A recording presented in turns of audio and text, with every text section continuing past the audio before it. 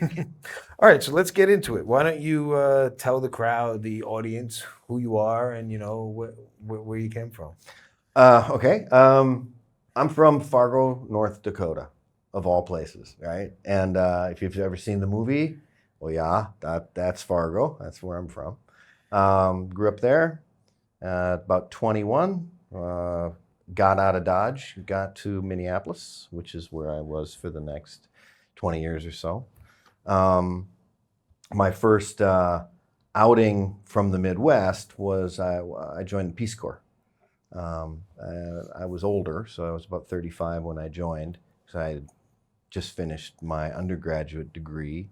I'm kind of a late bloomer, so I didn't go to college after high school. I went 10 years later. You're like a rebel. Not a rebel, I just thought I'm gonna fail this. I won't do well trying to do, I just wasn't a good student in high school. Just didn't have the discipline and other things that made it difficult for me to do well. So that's when I was a chef for a while. So I did that for a few years. And my sister kind of was like, I don't know if this is what you want to be doing. If it is great, if you want to be, keep chefing and do that, it's great. But, maybe you should reconsider it. So I thought about that, and I decided, yeah, I'll go back and try college again. And when I got there, I'm 30. So that makes a difference, a huge difference, because I know I'm paying for it. I understand exactly what's going on here. The 18, 19-year-olds in the chemistry class, they don't know. They don't care. But I'm like, hey, shh, I'm paying for this, man. I got to learn this, yeah. So I did that, and then when I got done with that degree, the question was, okay, well, what am I going to do now? So I've got a degree. What do I want to do? And the next thing was my dad, since I was a little kid, he'd always, National Geographics, and he always used to talk about, you could join the Peace Corps, you could do this. Is pretty, my dad was a pretty liberal guy that way. And so then it dawned on me, I'm like, well, why don't I volunteer and see if I can get in? Because it's not easy to get into Peace Corps. Right? So I volunteered and I got in, went to Suriname, South America, and I was an agricultural specialist. I'm from Fargo. We grew up on horses, so that was the skill that I was able to sort of, and I ended up doing a lot of teaching, like in the field, kind of like how do we increase our peanut yield here, guys? You know what I mean? You grow peanuts, there's got to be a way to get better yield, and that's when it sort of kind of dawned on me that, hey, maybe I should think about teaching as a profession, right? Because I really enjoyed, that kind of hands-on field work, agricultural science, stuff like that. So I did 2 tours there and then came back. And then I went and got a postgraduate degree in science education.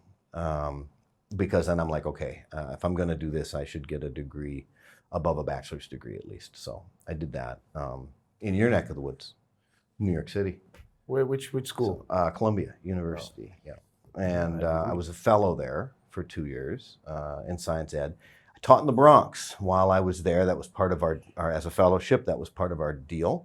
We had to teach full time in a Title I school, right? Which means everybody's getting hot lunches because that's challenging. Yeah, it was something else. Yeah, it really enjoyable but very tiring. But what you think it is, the beginning of every year, the police would come in and they would explain what the Crips are wearing and how to identify that and what the Bloods were wearing and. This is what's going on in the school. And so that was, but, did that for 5 years. I really enjoyed it, but it was draining. It was draining. It wasn't so much about content, like, okay, I'm going to teach these kids biology. It was like, well, that'd be great if we can do some of that. But right now, let's worry about the fact that there's 32 students in 28 chairs. So we're going to have to figure out how we do that. Then after that, I decided, okay, I want to get back out internationally because Peace Corps kind of got that wanderlust in me, right? And so then I'm like, you know what, I'm going to look into the international market of teaching. And Malaysia, this is where I landed at Moncur International School. Went to job fair in San Francisco, and that was in 2009. And I've basically been here ever since teaching science. So, well, you also had a stint in China, right? I did 3 years in Shanghai. So I'd been at Moncur from 2009. I was there for 6 years, and then sometimes it's time to move on, and with an organization, it was time. And unfortunately, there was no openings in Malaysia. That's one of the difficulties for international teachers is when you do move, if you would decide you want to move to another school, you're like, oh, I hope there's a school in where I want to be. There isn't necessarily going to be. So in that situation, there were no schools looking for my position here in Malaysia, at least schools that I would take. So I went to another job fair, and at that job fair, Shanghai threw me an offer, and I couldn't refuse it. So 3 years there, but I love Malaysia. I love living in Malaysia. Shanghai, not so much. It's got its. I went there thinking an opportunity to really learn about China, and it's not Shanghai. That's not China. Yeah, China's an hour out. Right. Well, Shanghai is a very international city. Very. But Yeah. what were the big differences between? All right, we can start with the United States. I mean, obviously you were in a very difficult school in the Bronx. Yeah. But then moving from the Bronx to an international school setting in Malaysia, and then to an international school setting in China, right? So what are the big differences between working with those three different cultures? Yeah, they're all kind of distinct and unique. Mount Kira when I was there, was a very high-end school. Ministers and stuff, kids went there, and Bentleys were dropping kids off, and that's very different than the Bronx. Right. So that's the first thing. So it was sort of a very elite school at the time. I don't know if it's still as elite, but that's what it was when I was there. Shanghai, fascinating school. It's a monster. It's a beast. It's 3,000 students, 2 campuses, one in Pudong, one in Puxi. They're heavy hitters, big players. There's a lot of money moving through that school. So, and they're not for profit. So that was they had like their gym and their weight room. You thought it was the Dallas Cowboys. It's just like they had the floor things that move. You ever seen those? So when you're lifting weights, there's a floor that you can get that just vibrates ever so much. So you're constantly working on your balance, your core balance.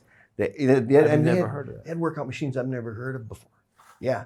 So that was and the interesting thing about that school was most of the students had U.S. passports. They were U.S. citizens, but they were kids of Chinese nationals who had the kids when they worked in Silicon Valley.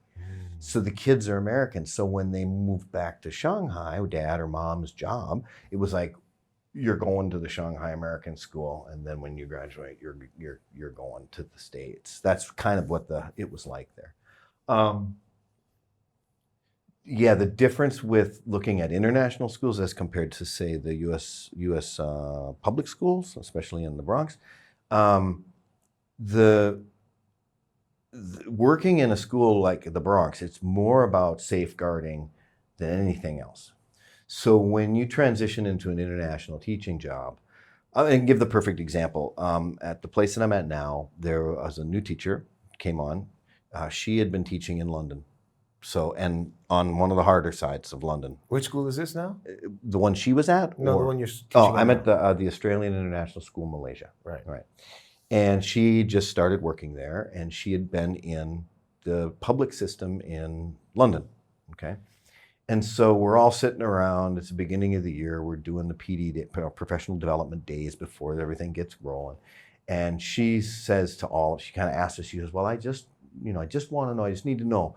Now, when regards to discipline now, and the whole place, we all just start laughing because we're like, you ain't going to have those problems here. You're just not. There's not going to be any kind of like what you've seen. You'll actually, and then of course come back a few weeks later and she's like, wow, I've never had an opportunity to teach so much of the content of the class I'm supposed to be teaching. And it's like, yeah, that's the international market. Yeah. So they tend to be like private schools, Well, they are private schools. They are. Yeah, some of them are not for profit. So you kind of think, well, yeah, I guess that still would be a private school. But okay, so you've taught internationally in both Malaysia and China, right? Now I know I've heard some stories about teachers in China not having as good as an experience as they have had overseas, like in Malaysia or Thailand or Singapore, for example. Yeah. just being treated almost like a second-class citizen in some regards. I mean, I don't want to badmouth China, Yeah. but Yeah. these are stories that have happened. Yeah. And I have friends who've been in them. Hmm. Yeah, who report back to me the same sort of thing, where it's very difficult, and you're not being treated like you are in a say an American-based or European-based school. It's more, and also they have different teaching methods that are different for us. They're much more, I don't know if you'd say it's Confucian or what it is, but a little bit more route kind of way, and test. Okay. And that's difficult for Western teachers because a lot of them are coming from, the 21st century education, as we call it, or have been calling it. And that is, things need to be a little bit more differentiated here. Like, tests are fine, but standardized tests all the time is not necessarily fine.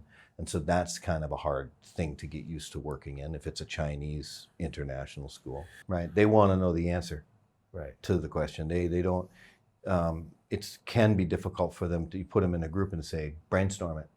Just throw spaghetti on the wall, guys.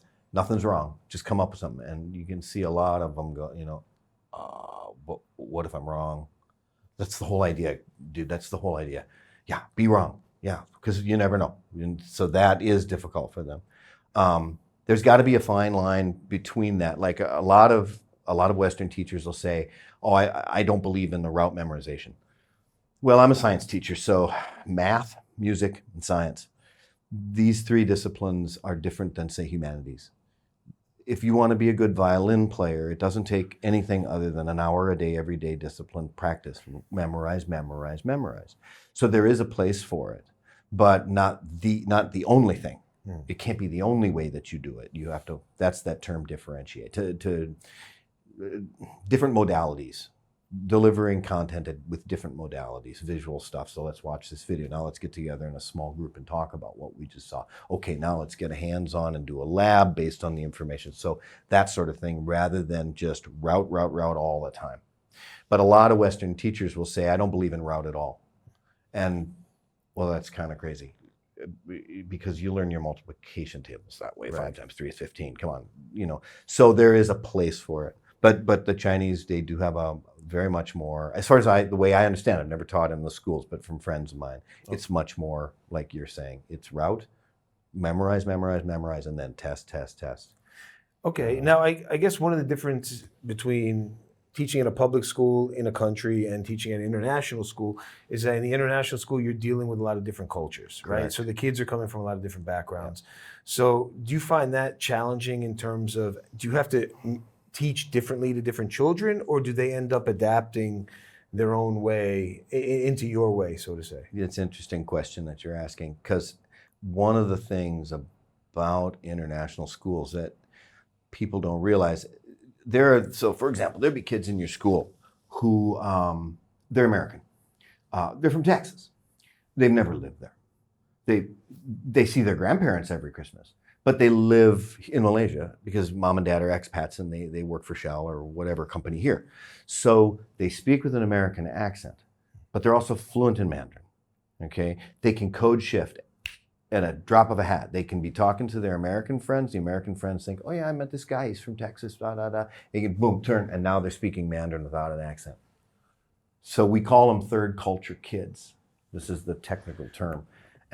I think it's a huge advantage. I mean, I can only imagine me growing up, in that situation. You're coming out of it, you are able to deal with fast-paced, multiple cultures going on, thinking on the fly, being able to shift from one group to another and still be able to work independently with these groups. So it's a very cool thing. It's like a superpower. It's a very cool And I think thing. that's why a lot of Malaysian, even in Malaysia, it's a superpower because they have so many different languages and different cultures here, Yeah. right? Like that's why somebody like Malaysian businessmen are able to excel in the region, like somebody like Robert Kwok, right? Who can go to China and do business in China, but then he can go to Singapore and do business in Singapore, and he can do business in Malaysia, right? So he could switch from the Malay culture to the Chinese culture to speaking in Hokkien or Cantonese, right? Yeah. And that's one of the advantages I think Malaysians have is that it's a very multilingual country, right? And most people here speak more than one language.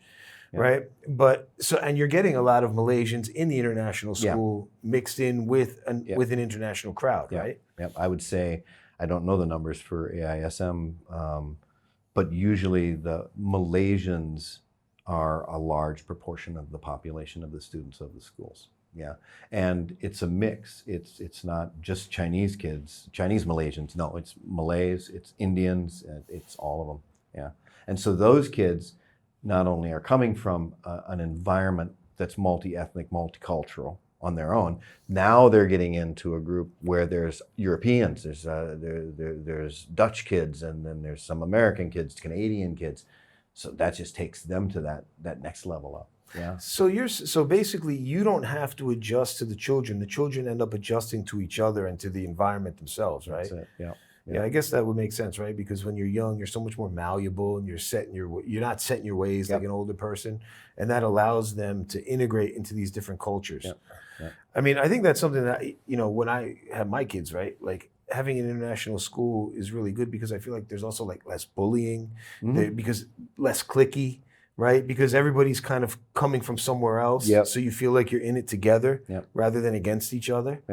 Yeah, I would agree with that. I would say that it doesn't mean there's no bullying from time to time. There always is. It's kind of nature of the beast. There is going to be some, but that's part of what we call safekeeping. Is as teachers, we're on the lookout for that sort of thing to happen. But you're absolutely right. You're forced as a kid to be able to shift from one culture to another, and they are very plastic. Young kids like that, they're really plastic. I use it as a kind of it's a classroom management thing, what we call classroom management, as a professional teacher, you want to develop a relationship, a student-teacher relationship, one based on trust, one based on honesty. But I'm not your friend, I'm your teacher. So, what I'll do is I'll use I'm from Fargo, North Dakota, so I'm a bumpkin wearing cowboy boots, right? So I will use my sort of lack of experience with other cultures as a way of endear them to me. They're like, oh, we love Mr. Ogle, he's so funny. You know what I mean? Because he's such a hick, or that sort of thing, right? So you can use that as a way of developing relationships with them. And they, of course, like you said, they're just, these things they're just magnets. They just want to learn. They just want to consume. And in all respects, not just what you're teaching them, but also socially and things like that. And to be fair, a little bit of bullying isn't bad. I mean, it's kind of character building. It's a part of life, because if you're living in this bubble where everything is great and everybody's coming together, you're still going to have to interact with people from the real world, people from the outside world, and where things might not be as good. And bullying does happen. And I find that could be one of the challenges in trying to give kids that grit, like teaching them how to have that persistence, that interaction with different, not just cultures, but also socioeconomic for sure. differences. Yeah, that's in fact, the ability to get up, dust yourself off. You don't have to like everybody that you're in the group with. In fact, we've all probably had situations where we had to work in a group and there was someone in the group we didn't get along, I didn't really like so much, but I really respected what they did. They were good at their job. And that's the key, is to understand, look, you don't have to like each other, but you can work together and be quite effective. So it's just a matter of kind of dropping that ego at the door. And that's one of the things that as a teacher you kind of want to do, I'm old school, so every kid's got a popsicle stick with their name on it. All right? So I have popsicle sticks and I write their name on the stick. So now here's my class. There's my 9th graders right there, all of them. And then what I will do is, I'm going to have you work in small groups of 3. 1, 2, 3, 1, 2, 3, 1, 2, 3, go wherever your thing is. And I'm mixing it up constantly. So they're always working with people that's not a choice. Is you and your friend aren't working together this time. She fell, her popsicle stick's on that table, yours is on that table. Just get used to it, because that's how we roll. And, right. And to be clear, just so everybody knows, the age of the students that you're teaching are how old? I teach 8s, 9s, 10s, 11s, and 12s. So 8th grade's going to be 13, 12, 13, something like that. I'm the biology teacher. So I teach the advanced, the 11th and 12th grade, what's called the HSC. So that's the Australian curriculum. It's called HSC. It's equivalent to, say, the IBHL high level course, or for Americans, it would be the advanced placement, the AP courses. So that's my training is as a biologist and a biology teacher. But whenever you work in international schools, unless they're monstrously huge, you're not going to have 5 AP classes.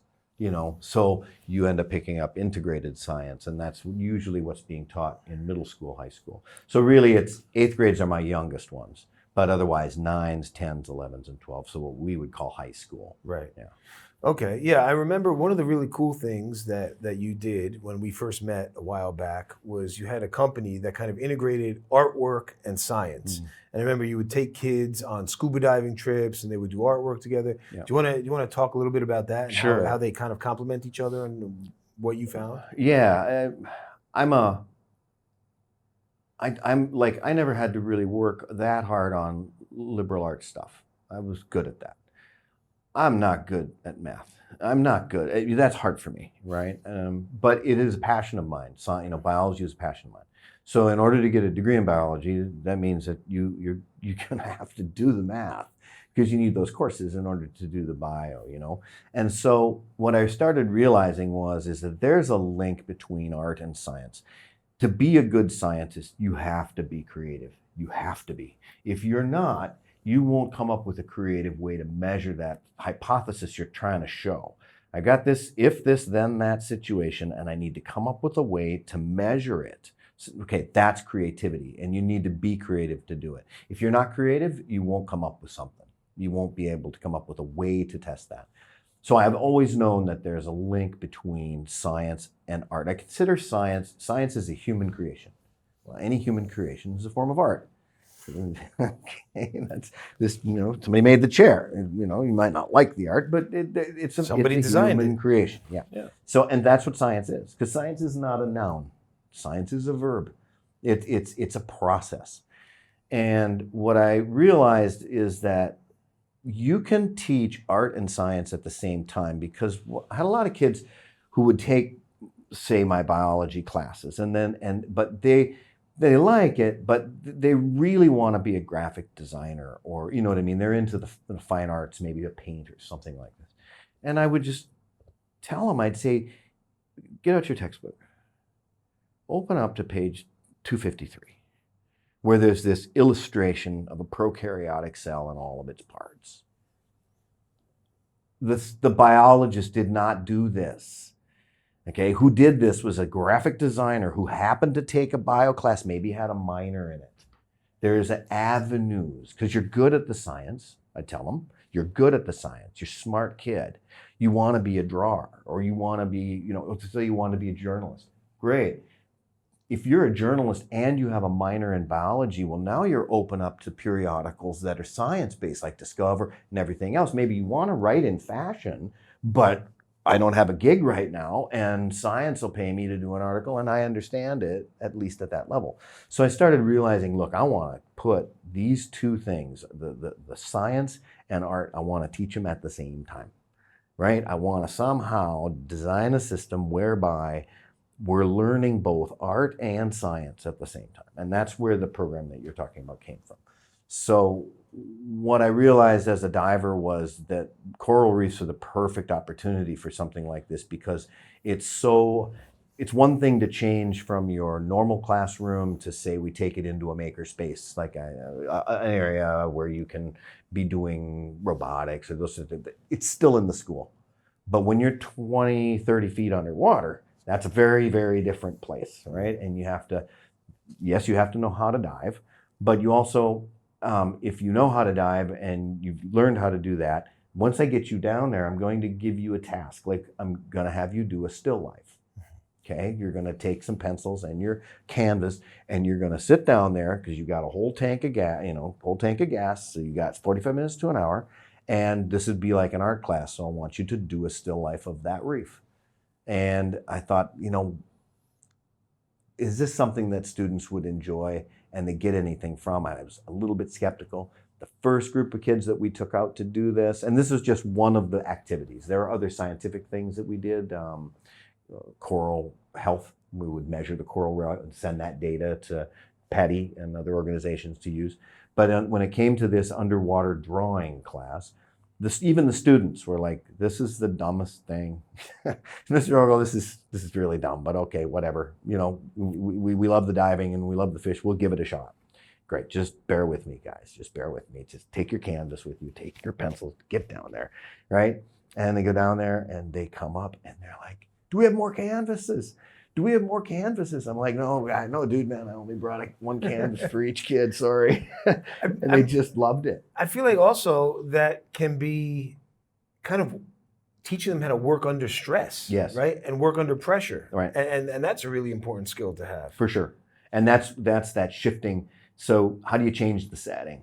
Because once you change the setting, then and they have a job that they're supposed to be doing, and they know they're supposed to be focusing on this job, the dealing with the change of setting is something they got to get good with. Okay, all right, well, we're in a different setting here, but I've got a goal. I'm down here for a reason. I need to check this many corals. And I've unlimited time because I've got limited air. And you've got to check your air. You've got to, check your BC, make sure you're buoyant, right? Yeah. Everything, and especially if you're trying to do, we do things called transects. So transect is like ecology. It's a way of doing a survey of the different biodiversity of an area. And traditionally on land, you'd find like a river, and then you'd take measuring tape, and you'd put the beginning end of the measuring tape right at where the water hits the edge, and then you'd string that thing, 20 meters or 50 meters up through the forest. And then what you do is you move down the transect and randomly grab 1 meter by 1 meter squares as you move, and you record everything that's in that 1 meter by 1 meter square. How many plants, what bugs do you see, all this sort of stuff. And what a transect does is it gives you how the biology diversifies as you move away from the water source. Okay, so that's just called a transect. It's hard to do on dry land because a lot of times you'll get into areas of thicket where you're trying to, you can't go around it. You need to lay it down, and then you have to survey it. And I always do it with my bio kids, the high level kids. They have to do one in that course, and it's hard to do. Doing it underwater, that's something else because you've got something that's 30 meters long, measuring, and you're trying to get that measuring tape to lay down right across the top of the coral reef, right? And there's currents, and so you're fighting it, and the students are trying to get it laid down without damaging the coral in any way, right? Well, once you get that transect laid down, okay, now you got to take the underwater cameras that we have. So we have underwater cameras because also taking pictures and videos is part of the program, right? To do media, right? To create media, right? Exactly. And students have done things like that, GoPro commercials and things like that, where they've taken all of the video that we've shot.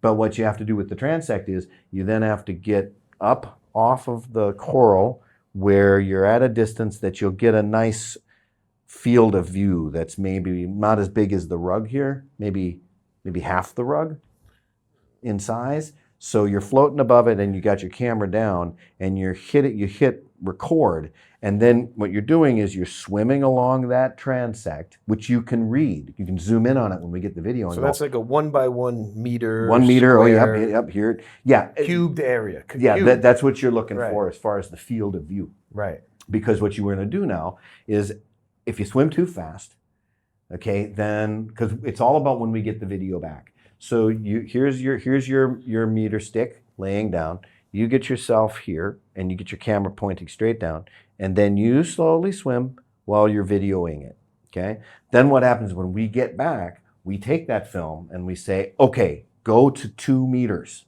So we zip through the film, chop. Okay, there's the 2, because you can see it on the tape. There's the 2 meters. All right, count everything in the field of view. What fish do we see? What corals do we have? Are there anemones? All this kind of stuff. Okay, now randomly pick. Okay, go to meter 5. Right. So then you go through the film again. Now, if you go too fast, it's blurry. You can't see. You can't figure out what's there because you moved. When you did it, you went too fast. That's not easy to do. No. It takes practice, but it's really fun because it really takes teamwork. Right? You've got to have your 2 people that have say it's a 30 meters that you're going to do.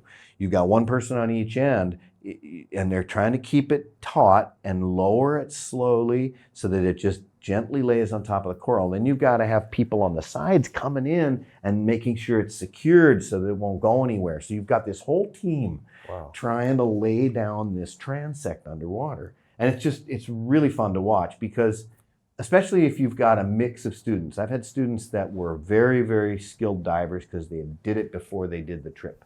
And then when they do my trips, they have to go to the next level. So maybe they became an advanced open water diver. I've had a number of students who have done their dive rescue. They become rescue divers, this sorts of things. But then you have other students who've never dove before, and they over the last 4 days, they just got their open water certification. So they're, trying to, they don't realize arms don't work. Right. So they're, trying to move, and then you got the other kids who are just sitting like, just not moving because they're really good divers. And so watch them work as a team to try to get this thing laid out is really fun. How many people does it take? You've got 2 people on the end. So it's 1, 2, 3, 4, 5, 6. 6 people. 6 people to get a transect laid down. So if you got 12 students, you can do 2 transects. Yeah. So you're almost like doing a grid. You could that's do exactly like a grid survey. That's exactly what you do. Cover the whole area. Yeah. And that's what's called a quadratting, which you can also do where you have made out of PVC pipe. You have maybe 1/2 meter by 1/2 meter, or you could go meter by meter. It's up to you, however you want to do. And what you do is you have a grid pattern over the reef, and then what you do is you randomly pick numbers. So say we got numbers 1 to 10 along the X, number 1 to 10 along the Y, and we roll the dice, and it's a 5, 6. Okay, here's 5, there's 6, there's our square. Go lay down the transect, record everything that lives there. Do it again. And you get a bunch of these, and now we can estimate, okay, you know how many staghorn corals are on there? I can calculate it, at least close. That's pretty cool. Yeah. And those skills also translate into other things. I mean, that could be used in marine archaeology, marine biology, even these guys who are searching for gold underwater. They have to do a grid survey. Correct. Or treasure hunters, for example. They have to do grid surveys also to make sure they don't go over the same place twice. Yep. And also understanding any kind of ecological study. If you want to do an ecological study on a forest, and you want to know how many trees are growing there, you do a transect. Or I'm sorry, you do a quadrat. And then you can do the math and kind of figure it out, right? Yeah. You find an average. You say, okay, we did this many, and we have how many total squares. Right. That's how they figure out how many trees there are in the world, because nobody counts every tree individually. When they're working on these huge macro scales. Right. They kind of take a subsample of an area, and then they do the math. And the bigger the scale, the more accurate your rounding can be. It's surprising. To be honest with you, a lot of people hear about it and they're like, well, there's no way you could tell me how many grass plants were on that football field. You'd be surprised if you do it right, because you're talking really big numbers. And because you're doing random scattering, right? That means that, because there might be an area here where it's not growing as well, and over here it's real lush, but you're doing a random sampling. So that random sampling smooths all of that out when you do the calculation. And I do it with my students in the gym. So we'll go to the gym and we'll lay out a grid. And then they'll do it. And what I'll do is I'll take like pieces of green paper, pieces of red paper, pieces of white paper, and I'll just randomly scatter them all over the grid. And then their job is estimate the number of red in this ecosystem. And they will do those random, chunk it out, and it's always very close. It's good practice. Yeah, it's fun. I mean, being a biologist, you must be in heaven in Malaysia because it's so biodiverse. I mean, there's some of the oldest rainforests in the world, right? Borneo, we were talking about it earlier. You go out there. I know at a point when I shot my movie out there, like 12 years ago, we were doing some, research. They were finding 6 new species a month at that time. Exactly. I mean, I'm sure they're still finding new stuff, but it's pretty diverse. Yeah, it's one of the most diverse rainforests in the world, and the coral reef diversity is just unheard of. I mean, it's just species on top of species on top of species. And the sad thing about the Borneo stuff is that when you're cutting down forest, there's species in there that they're only there in that very small area. They're a unique species. They live on that little mountaintop. They're gone. And we didn't even know they were there. We never knew they were there. So we don't even know how many species that we've lost without knowing they were even there, just because of the interaction. Right. But it is a biologist's dream. I mean, this is where the Wallace line is over there between Bali and Lombok, right? And Wallace was here in the Malaysian peninsula. Why don't you explain people to what the Wallace line is? Because that's really interesting. Okay, Fascinating. so Wallace would be Darwin, one of Darwin's contemporaries. Actually, Wallace is the guy who almost scooped Darwin. So Darwin, he was out in the 1830s, and by the 1850s, he had basically written his book, but he was terrified to publish. He wasn't going to publish because what it suggested was things that a lot of people would be very upset about. And even the scientific community at the time. At the time, it was a radical notion. Really radical, dangerous idea, thinking that it would disrupt social structures and things. So Darwin came up with his natural selection and wrote his book and put it away and kept it hidden. And Wallace was a younger man than him. And Wallace was out here. You have that map on the wall. So he's in the Indonesian archipelago, and he's in Malaysia, and he's looking at all this stuff. And it dawns on this guy. He's like, I think it's descent with modification over time. It looks to me like species can change into other species by modifications in descent over time. And somebody said to him, well, look, why don't you write to Chuck Darwin in London and tell him what you're thinking and see what Darwin says, because he's been kind of playing with this for a long time. So Wallace wrote to him, and Darwin got the letter and opens the letter, and there's his theory of natural selection, and he's like, So they agree that they will publish an article together about it, and that Darwin will then publish his book. So Wallace came to the exact same theory that Darwin had, independently of Darwin, and he's often, a lot of people don't know about him. What the line is between the island of Bali and Lombok is that stretch of ocean between those two islands. And this is where the Asia-Pacific flora and fauna on the Lombok side, and then the area of, well, here you've got the Asian continent, right? And it's right there where those two meet, that body of water is deep enough that even when the water levels were very low during the Ice Age, so all the water's frozen up there in the North and South Pole, and the ocean levels were much lower, that area between those two islands was deep enough that it was never dry land, so there was no crossing there. And so that's what Wallace saw. He said the flora and fauna from Bali back into Asia, that's one thing. That's one group of organisms. The group of organisms from Lombok the other way is a totally different group of organisms, and these things have never been interacting. And that's the Wallace line. Right. So it shows the if you will, an isolation between these two different disparate populations. I mean, it's fascinating because you've got two totally different sets of animals. Yeah. When you go west of Bali, you've got, Sumatran rhinos, tigers, yes. Right? You don't have any of that. Nothing. East of Bali. Yep. Right? I mean, you've got east of Bali, you've got the Komodos. Right. Right? Well, Komodo and dragons. think about it. It's interesting that I'd have to look this up to confirm it, but if you think about the rhinos, well, okay, rhinos in Sumatra. Well, rhinos are African. So you can see that they can migrate to Bali if you follow this, but they can't go any further. Right. And everything on the other side of that gap, there's no rhinos, because that group of organisms is totally different, utterly different. Has always been separated. I don't know if this is true, but what about birds? Because obviously birds aren't restricted by land or water, but birds can fly. So birds are the only species that can technically migrate anywhere. Right. And if they did, I mean, that would be it. They're only birds. Nothing else is swimming. But just to give you an idea, because you're saying how cool it is, and you're right, Malaysia is. So, okay, you've been to Perhentians? Yep. Okay. On the Perhentian Islands is the silago. It's, I think it's called a silago. It's the flying lemur. It's not a lemur.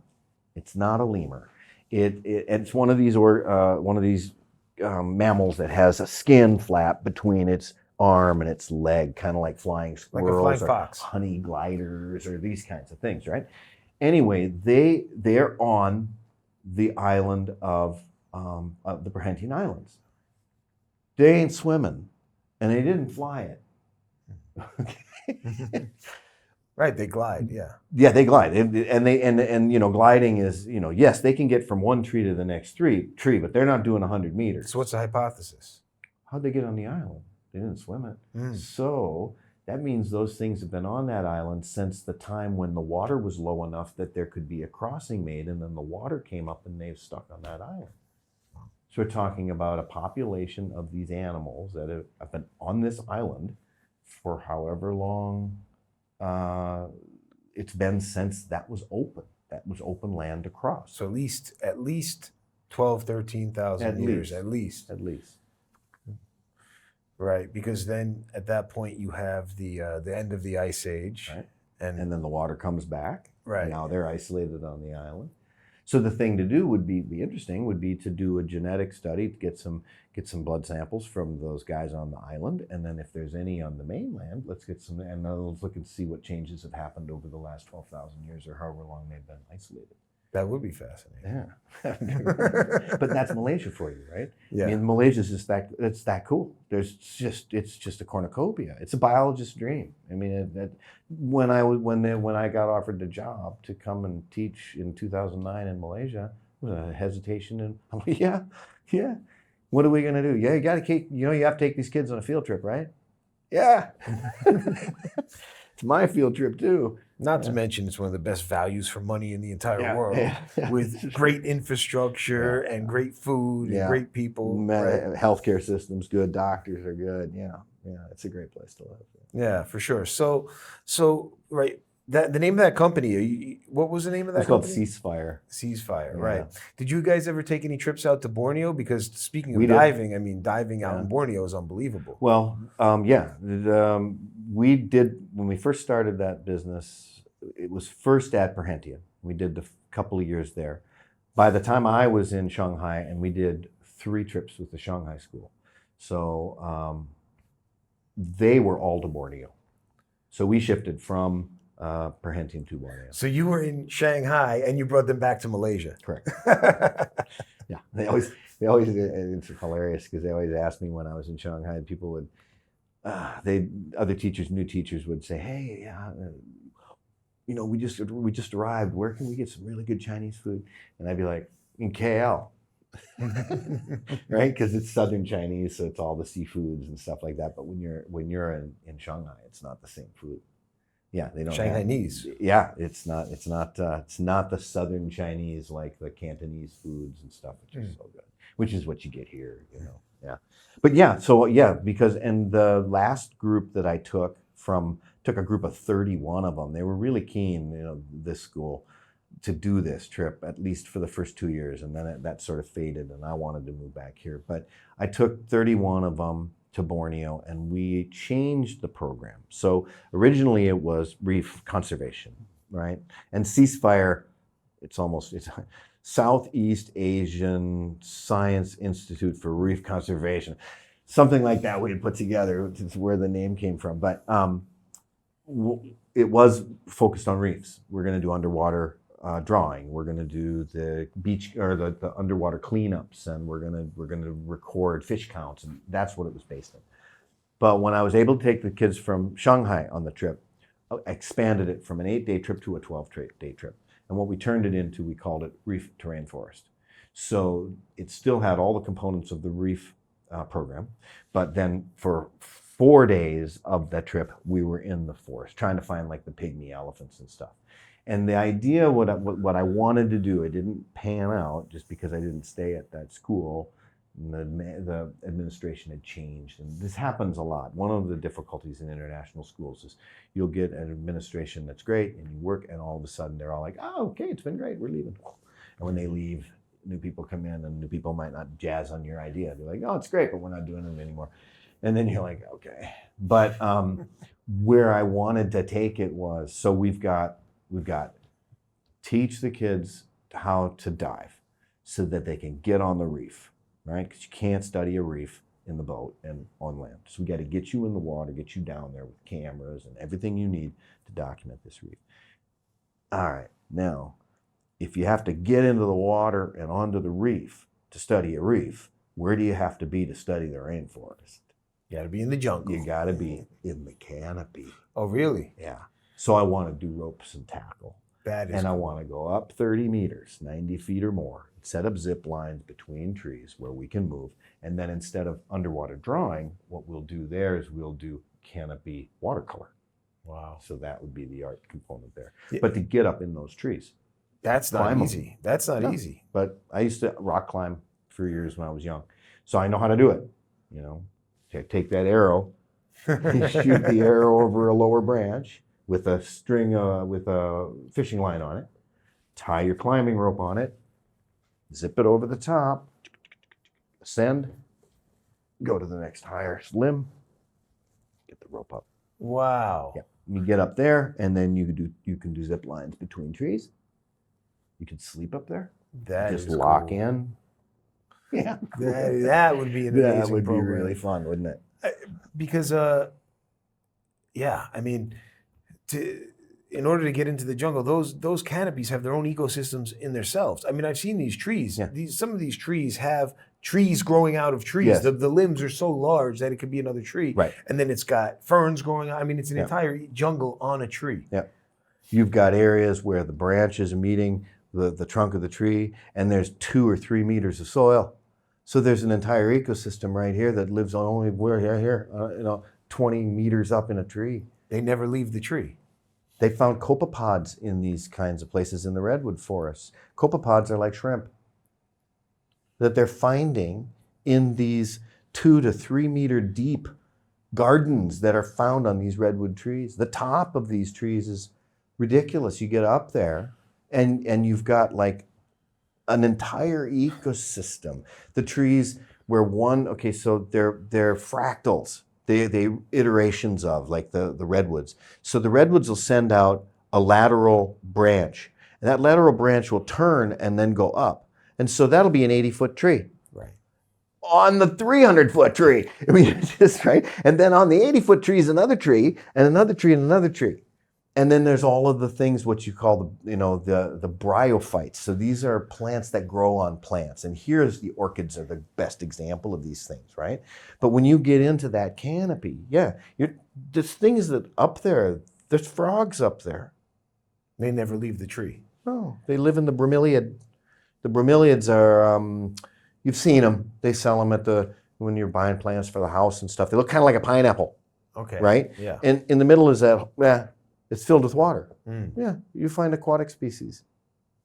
How did those shrimp get up? It's a copepod, so it's not a shrimpy shrimp, but Right. when you look at it under the microscope, it falls within that category. They don't know.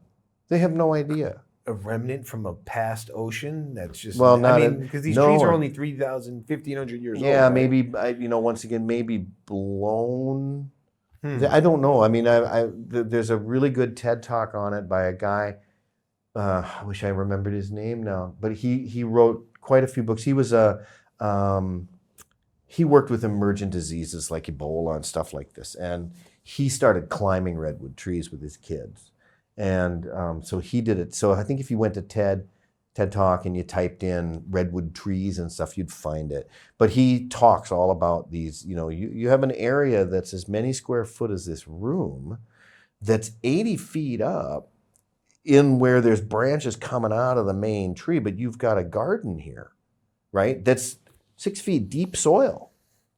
It's otherworldly. Like, what is going on up here? Yeah, and we don't know because they haven't. There's not been that much research done on these things. Whenever you talk about this, it always reminds me of that movie from the late 80s, early 90s, Sean Connery, Medicine Man. Yeah. Remember that? Yeah. Where they were like finding the cure to cancer in the Amazon. It was the ants. If I remember correctly, it was the ants that were eating his sugar. Right. And he couldn't find it because the medicine man just told him what plants were. But he didn't know what the alkaloid was in the plants. They were taking too much ayahuasca. Yeah. But yeah, Borneo, it's incredible. I mean, I tell everybody that comes to visit, I'm like, okay, obviously check out KL, it's great here, but I'm like, you guys got to see the orangutans. If you get a chance, you got to go, And it is so accessible. KK is a nice place. We talked earlier about Kuching is such a nice place. Yeah, it's a wonderful place to live. Love Kuching. You get the orangutans, the proboscis monkeys. Yep. you've got the headhunter tribes. So Yeah. there's like a totally different culture there. Yeah. The Ebons and the Yeah. Dayuks. It's amazing. Yeah, yeah. And then you've got the whole British side of it with the White Rajas or whatever. Right. Brooks family? James The Brooks. Brooks, yeah. Yeah, the family, they ran Kuching for over 100 years, something like that. Yeah, fascinating history, right? Yeah, made a deal with the Sultan of Brunei. Yeah, that's right. So that's what right. happened was when he arrived, the Sultan of Brunei had a huge kingdom overtaking a large portion of Borneo, if I remember correctly. And they were warring with different tribes were all warring each other. So it was in chaos. Got it. And Brooks came on this huge ship, and he was an explorer, an adventurer, and he had weapons, he had guns that they didn't have. And using his technology, he made a deal with the Sultan of Brunei, whereas he brokered peace amongst the tribes. And then the Sultan of Brunei gifted him Sarawak. That was his gift in exchange for brokering peace to the island. Got it. And then that became his land that he was able to. And he actually, I mean, he's a controversial figure in a sense because it was colonialism, but he's also revered in a sense where he did a lot of really good things for Sarawak, you know, in terms of bringing education, bringing resources, Right. you know, utilities, that kind of thing, building infrastructure.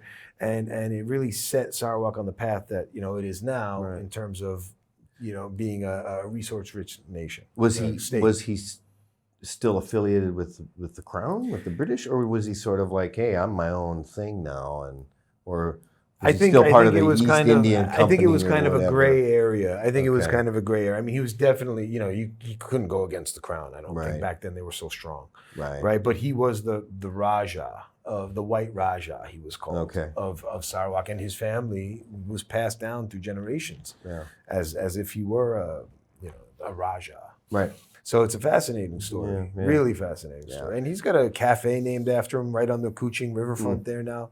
I lived there for a few months back in the day. Yeah, yeah. And I really enjoyed my time there. Borneo Sarawak laksa is one of my favorite dishes in the world. Okay, it's like that southern, like New Orleans, like a shrimpy broth with noodles and egg and chicken, and you've got the prawns. It's just it's amazing, right?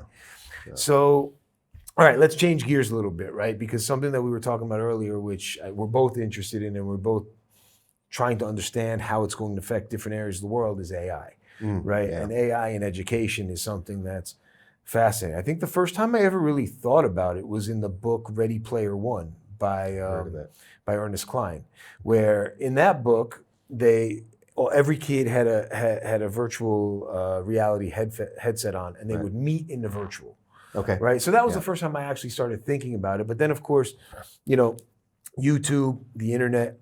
I mean, I watch my child.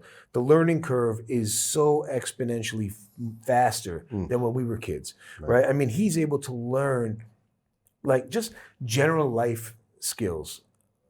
I'll name a stupid example, which could be like car brands, for example. Right. Okay. I probably didn't know what a Ferrari was until I was, you know, I mean, I'd seen posters of them. Right. Right. But this kid can watch a YouTube video that has every car, its logo, its brand, and he'll, by the time he's 4 years old, he knows what every single car that's made in the world is. Right. Whereas when we were growing up, pre-internet, you had to accumulate that knowledge through either a book, television, or just experiencing it in real life. Television wasn't very, very good for you because it was just whatever they put on, and you didn't have it at your disposal to say, I want to see Ferraris, when you could type that in. Right. Now. It was primarily books or just seeing it in real life. Right. Yeah. I mean, countries, flags, presidents. He knows all this stuff. He's 6 years old because, I mean, look, it's both. It's a double-edged sword, right? Because it can be used for education, and it can also be used for brain rot, which is what a lot of things happen. And there's a lot of complaints about TikTok in the U.S. where it's causing kids to do these silly dances, and in China it's regulated, and they're promoting, you know, professors teaching science and professors doing experiments and you know, more educational stuff. But moving through that, how do we see AI in the future affecting schools? What do you think? Well, I mean, what are we looking at? A 2-year window here? When did ChatGPT? ChatGPT came. Well, I first experienced it in January 2023, so 2 years ago. 2 years ago. But it really, I think it launched in like November or so. And when that happened, when that came out, okay, so it fell into basically two categories when it comes to educators. The first category is the sky is falling and just losing it, like, and then I don't cotton to that at all. I actually, when it came out, schools are pretty proactive. So when that first came out back in 23, we remembered it release. The Australian International School, Malaysia, they immediately said, okay, let's put together a task force, learn how it works, learn how to use it, and then you're going to let the rest of us know what we're dealing with. And so I was part of that. And we dug in. Okay, what do we got here? And a lot of teachers were like freaking out, because this is, oh, the kids won't write they'll just have the thing write at their paper for them. And I, like I said, that's not my take on it. It's a tool, and it is one of the most valuable tools for an educator that I've ever seen, in my personal opinion on this, right?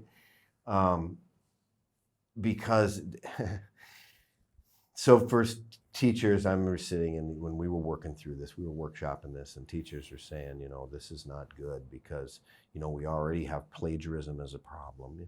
Yeah, but we have tools to catch that. And, when you submit a paper, we have software that can tell you 47% of this has been plagiarized and here's where they got it. So that sort of thing would come up right away. But my attitude was, yeah, but it's kind of like using a chisel as a screwdriver. Okay, number one, the screw's not going to go in very well. Okay, number two, you're going to ruin your chisel. But if you think of it as a tool and you apply the tool, so my attitude, like I said in one of the meetings, I said, okay, tell a student, here's your prompt, because the prompt is everything. It's all about the prompt. When you write this prompt, okay, tell it to explain the function of the electron transport chain in a mitochondria. Okay, and you could say at this level, whatever. And write a one paragraph, okay? Boom, have the student hit it, okay? Say, all right, now go to the bottom of the page. See where it says you can redo it again? Do it again. Different paragraph, same, do it again. 3 paragraphs. Your homework tonight? Tomorrow you're gonna tell me which of these 3 is the best and why. It's a tool. You can tell the thing, you can say, at a 9th grade level, write 10 multiple choice questions about the chloroplast and don't put the answers. Practice. Do it, check yourself. So it becomes, if you use it properly, it becomes an unbelievably valuable tool. Fentanyl is a very valuable tool when you're using it for a colonoscopy and you need the patient to be out while you do it. Is it also a horrible thing? Of course, if abused. So it's the exact same with any kind of technology. I look at AI and I'm just looking at this going, I have some students that don't do well in the traditional sense. This is going to unlock them. This is going to give them the opportunity to do some work that they've struggled doing because for whatever reason, maybe they have a learning disability, or maybe there is other things that are making it difficult for them. But these tools will allow them to explode in those regions. So I'm not a sky is falling guy with the AI. That's just not my nature. I'm like, how can I use this thing? How can this be used? I think that's a really good point. Any powerful technology can be used for bad or it can be used for good, right? And with AI, the question that I ask always is, are we the tool or are we using the tool, right? And that's going to be something moving forward that I think we're going to have to think about, right? Mm-hmm. And from a teaching perspective, you make a very good point, because if teachers don't utilize this, what's going to happen to people is they're going to become the tool. They're going to rely on this so much that the next AI is going to be running their entire life, right? Whereas if you teach children how to use the hammer, they can build a house. Correct. Right? So I think one of the things it's going to help us with, and maybe perhaps change our mind, is give us a different way how to think, right? Because one of the things out of AI is you need to learn how to ask the right questions. That's it. Right? Yep. Which is great, because if you ask the right questions, you get the answers that you're looking for, but you're also forcing your mind to think in a different way, right? Rather than memorize. Yep. it can essentially teach people to be leaders, Yeah. right? Because I find that if you treat AI as a tool, you're essentially treating it as an employee, or whether it's an agent or whether it's an assistant helping you with work. At the same time, it's almost like you get these managerial skills, Right. right? And because if it writes something that you don't particularly like, you can say, okay, change this up. Yeah. Okay, so you're learning how to work with something. You're learning how to think from a managerial, from a leadership perspective. Right. Right. So I think that's important in terms of like teachers being able to teach their students how to have these leadership skills over AI. Because if we don't have leadership skills over AI, then AI is going to be the leader, and that's where it gets terminated too. Well, and that's one of the things that a lot of educators were very, not only, okay, the student's not writing their own paper, the AI's writing their paper. Yeah, but bad prompting gives you bad papers. So it is all about the prompt. If you get good at the prompt, in other words, asking the questions, which by the way, that's philosophy. Philosophy is good at designing questions. That's why, they don't necessarily add to empirical knowledge, but they help a scientist. You're asking the wrong thing, man. Here's your mistake.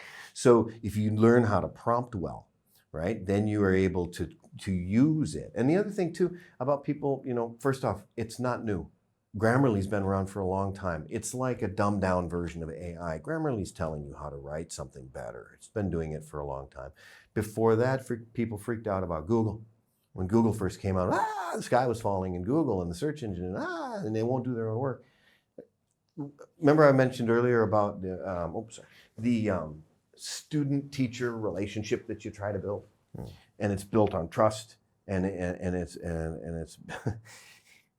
a lot of teachers are saying, well, your students are not gonna write their own papers, and so they're essentially they're stealing it or whatever, and I'm like, well, okay, Jimmy, come here. What does ubiquitous mean? Jimmy. So my relationship with my students, I know my students. I know their capabilities. I know their skills. I know their difficulties. As good teachers should always know that. So you can try to pull one over on me here, Jimmy, but you're putting our relationship at a stressor, which we don't want because you trust me, I trust you. Let me show you how to use this properly, right? All you need to do, another way that I like using it is when I'm trying to get students to understand how to do a research paper. So research paper that has in-text citations. Let's say we use the Harvard method, okay? Or even if you were going to use MLA style or APA style writing, okay? You have an in-text citation. Can you just break down what the Harvard method is, the MLA? Well, the Harvard method is all yours required is you in your bibliography, at the end of your paper, your bibliography, let's say you have 5 sources, and those sources have to be structured in such a way, but it'll say, Ogle, Christian, why did I jump off my roof? 1982, and that published by, so there's that, okay? And each system has its own kind of way they like you to do that, which is easy enough to find. But you've got your bibliography of 5 pieces. Then during your writing, say you're doing background, you're doing a research paper on whatever, volcanoes, okay? So you're gonna write a paragraph or 2 about background information about volcanoes. In that text, you're going to get that information from the stuff you were reading that's in your bibliography. And what you do is you're going to tag Ogle 1996 when you start talking about that stuff you learned when you read Ogle. Okay, so that's an in-text citation. So as I'm reading the paper and the volcano goes boom and a bunch of lava comes out, Ogle 1986. Back of the page. Ogle 90, got it. Okay, that's a research paper. So a lot of teachers were very concerned about how, well, they're not going to write their own paper. They're going to just tell AI to write it and do that. And I said, okay, well, why don't we make it a reference? So I tell my student, okay, here's what you're going to do. You're going to write your prompt and you're going to have AI write you that paragraph. Now read that paragraph. If you like it and you want to use the information in it, make it into a Google Doc. Okay, now you have that thing and you title it AI generated paragraph, right? Okay, and you have a URL. And so then when you're rewriting what that says in your language, you just cite it and you put AI generated 2025 in text. In your bibliography, you put the URL so that I can click on it and it'll open up this thing that AI wrote for you where you got your information. Now, that's up to a teacher to do, and if once you get into the higher level stickler stuff, it's going to be no, you can't do that. But what you're really trying to impart with a younger student, say a 9th grader, is look, nobody makes up anything original anymore. It's research. Just cite who it is you found it from, and you're Bob's your uncle. You're going to get an A, right? Because that's what you're supposed to be doing. You're supposed to be finding information, listing your sources, and then saying in your paper that you wrote, that's where I got that information. So it becomes a tool that you can use. And if you just cite it, then you're being honest. You're saying, yeah, I got this information from here, and I cited it in my text. So what's the problem? There isn't a problem. Great, good job. That's interesting. But do you think that you're going to be able to continue with the curriculums that you have now with AI? I mean, because it's so, I mean, I'm reading a lot online about people. There's more homeschooling now than ever with what happened with COVID. Yeah. Right. There's more of these like private pods. So you're wondering, will AI replace the teacher? Is that a possibility? Yes. I mean, because I've been seeing people posting about, kids taking these online courses and getting an entire high school curriculum by the time they're 13 years old, because they don't have to keep up with the rest of the class, or it can tailor it to their needs rather than having a more group approach. Yeah. It's an interesting question in that my answer is so unscientific, which I hate even doing because I'm a biology teacher. But I believe there's what is the word you would use? Ineffable. There's a product that something that gets generated between the teacher-student relationship. That sure, it's a really good robot, and it looks real, and it has that software. Will it ever be able to breach and get into that teacher-student relationship? Because when we taught online, it's a different kind of learning. You're not face-to-face. You're on the computer looking at each other. So it's virtual. So there's a side to it that feels kind of like normal, but it isn't the same as a face-to-face in a classroom with each other. So I think your question is asking, will AI become so advanced that we can't tell the difference between a human and an AI? You literally cannot tell if this is a robot or not. You know what I mean? Like, it gets down to some Asimov's work, and where you start asking these questions. In the near future, I don't think so. I mean, I've seen some pretty sophisticated stuff, but nowhere near sophisticated enough. Well, not in the human robotic sense, but I mean, in terms of software, I think it's already there. I mean, you can have a conversation with AI, and you wouldn't be able to tell the difference if it's an AI or if it's a human being. Well, could you produce could you put a class together that was run by AI? Well, we don't even need AI. I mean, you could put a class together and use YouTube and do your lectures and present here's your practice worksheets, here's your, and teach a course. People could teach themselves the course. Now, one of the things there's two things about education that people forget about. Education, especially up until like, say, 8th and 9th grade for sure, but when you talk about younger kids, right? 50% of what we're doing is social, not content. We're teaching kids how to behave with other kids, and we're teaching kids how to take care of other kids, and it's literally. And when you're really young, then it's even more. So that's one thing everybody tends to forget about education is that I would say even in high school, 40% of what we do here is trying to. It's not content. It's I agree. Social. So that's one thing that. Because you can always teach courses. And another thing, the next one would be, well, let's say that you did have a package master class, and the master class is going to take you through it. Where are you going to do this? At home? You mean more mom and dad are at work and you're alone at home? Are mom and dad going to allow you to be home alone at 14? So school is also a place where mom and dad say, listen, mommy's got to go to work now. Daddy's got to go to work. You're going to be okay in school. They'll take care of you there. So then the question becomes, well, is that practical for an AI situation for, say, a sixth grader? That isn't going to necessarily work. So I always see it as a tool, because that's right. To address your question, you can already get your degree online. It's been around for a long time, you know. There are already AI tutoring sites that are specific. Like there's one for science that, what's it called again?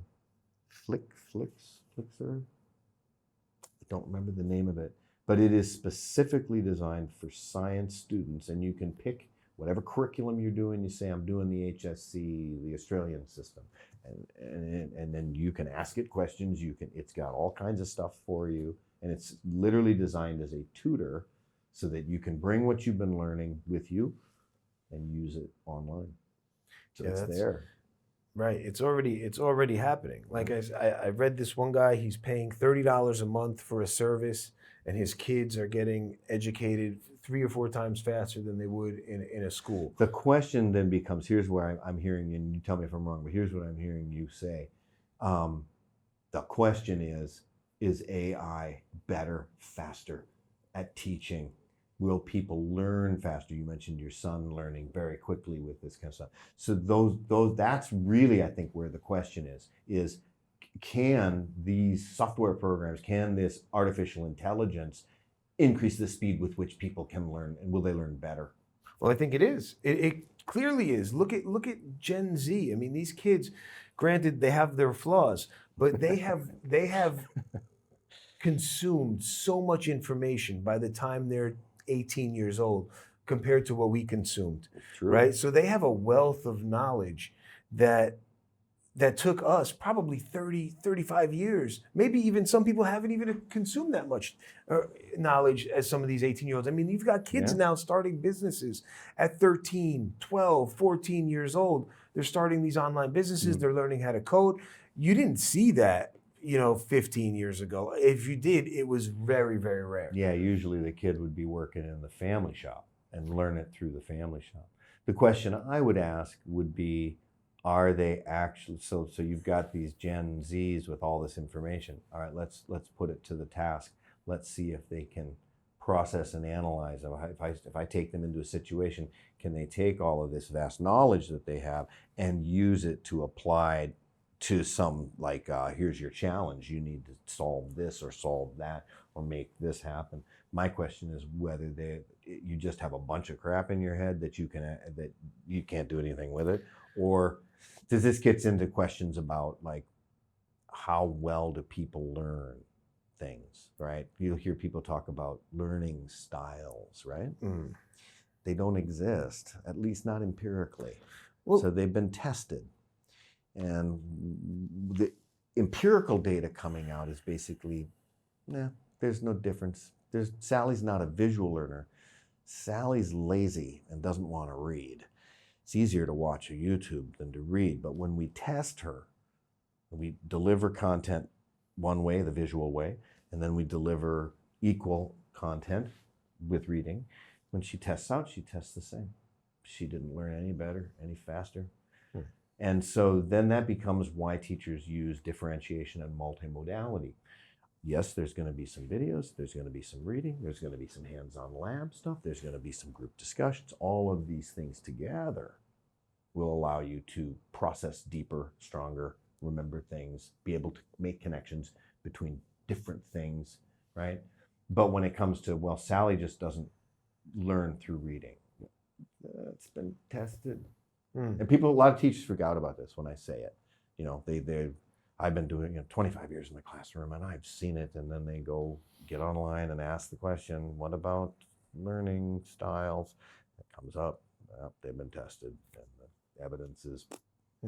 Well, I think, AI can't It can't give you hands-on learning as yet, right? But the advantage that it would have is that it can give you more attention because it's one-to-one, For sure. right? Yeah. So that's why it would allow, I think, maybe kids to be able to absorb things faster because it can curate its style to that individual person and give them more attention. Yeah. But on the other hand, you're 100% right. It cannot give you that social aspect of going to school and interacting with kids. At least not yet. Well, that's what, right, but that's what the COVID kids had problems with, right? A lot of them didn't get to go to school for 2 or 3 years during these really important times in their life when they're 4, 5, 6 years old, and now they're having trouble interacting with other humans. And that's also one of the things about this Gen Z, Gen Alpha. Yes, they can accumulate a lot of knowledge from the internet and from AI, right? But they don't have any wisdom. They lack social skills, And they lack social skills. They're at a dinner table and everybody's on their phones, right? Or they're just messaging to each other, right? So they don't have that human-to-human connection, which is something that we lack. So I guess getting back to it, right? I do see AI and the whole internet boom of the last 20 years making more leaders, making more entrepreneurs, because you're seeing it at a younger age. Now, do you implement any of those kind of things in the international school systems? Are kids taught entrepreneurial skills? Yeah. The Australian curriculum has specific entrepreneurial and business classes that they take in the HSC. That's their high school, right? So they can specifically focus on. I don't know a lot about it because I'm in the science department, but I do know that they have it. And they, commerce. They have a commerce course. They have a number of different courses that are sort of specifically tailored for those sorts of things. Yeah, but even from a science standpoint, right? I think, first of all, I think that's great. Now, from a science standpoint, we're talking about AI, right? I mean, OpenAI just released O3 Mini, which is their version of an LLM that wants to focus more on problem solving and focus on scientific questions. Okay. I mean, we have AlphaFold with Google, which is crack the protein folding problem. So science is benefiting hugely from AI. Yeah, I think it's a huge tool. Once again, I think it's a fantastic tool as a science teacher. Because we actually, like I said, I'm sorry that I don't remember the name of that AI that we have that we promote. We say, kids, you should try this. There are some other softwares that we do, like at Rollo and such, which allows kids to study at their own pace and then take quizzes and things, and it shows their progress and stuff. But as far as the AI, where you can literally craft questions, like, hey, wait a minute, I don't understand. Tell me why this happens, or tell me what's making that happen. I just see that as like, I wish I could go back to school. I mean, think about it. I mean, it's amazing, right? When we were kids, I mean, it was card catalog. I'm trying to find that book. Oh, there's the card. Okay, The Dewey Decimal System. Yes, exactly. But now it's just like everything's available. All that information's available. The phone alone, like we have, most schools have phone policies, right? And we have a phone policy, and you can't have kids on the phone all the time. So schools have different policies about phones. And in fact, I don't know any school that doesn't have a policy about when you can and cannot be on your phone, sort of thing. But from a science teacher's perspective, that phone is a timer. That phone can tell me how many lumens of light are coming in the window. It can tell me how many. It's insane. It's like a tricorder. It's like, it's like it can do everything. So all the time I have to be like, you have permission, everybody go to your locker, get your phones, bring them back here so that we can do this. Use it as a tool. Yeah, because we're throwing balls in the air and videoing them, and it's taking shots so we can now calculate the velocity, or how fast is it falling, free fall. All of that stuff. That's on this so phone. cool. We never had that. No. I'm a bit older than you, but I mean, when I'm thinking back to, we had the old-fashioned stopwatch. That's what I used when in high school. Yeah.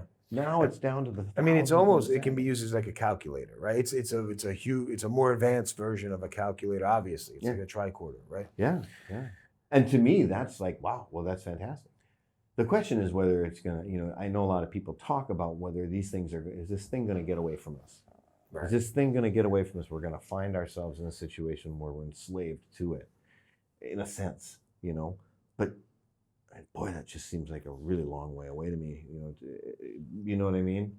But it could be, there's going to be two classes of people who know how to use it as a tool and the other people who don't. yeah, Because it is moving very quickly. I mean, very there quick. are new products coming out on a weekly basis. This year is all about the AI agents. So Mhm. AI agents are going to be these bots that can autonomously complete tasks for you across the internet. So in the digital world, it'll be like having an assistant.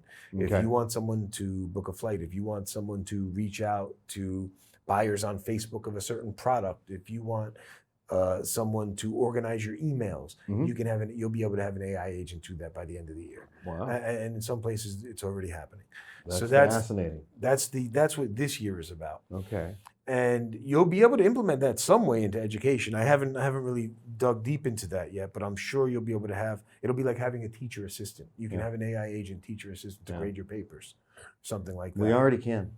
We Mhm. already have that, or the ability, just the chat, I always call it PTSD, chat GPT. If you're writing student comments, it allows you to cut your work time in half and still saying exactly what I want to say, but the rough drafting was handled quickly, and now I go back and edit it. So, like I said, to me, I always see these things as tools. I've always seen when Google first came out, I was like, oh, what a great tool. This is fantastic. But there are always going to be people who the sky is falling and they're well, there's already software that can peg AI generated papers. So it's already there. It's like, this is highly suspicious. It'll tell you this does look like it was drafted by AI. It's AI. The punctuation's perfect. So I always go back in, throw a semicolon in there, just to make sure that it throws them a curveball. Yeah, I sent you that paper or that Instagram channel about that school that's utilizing AI, and then it's also fostering entrepreneurship. Yeah.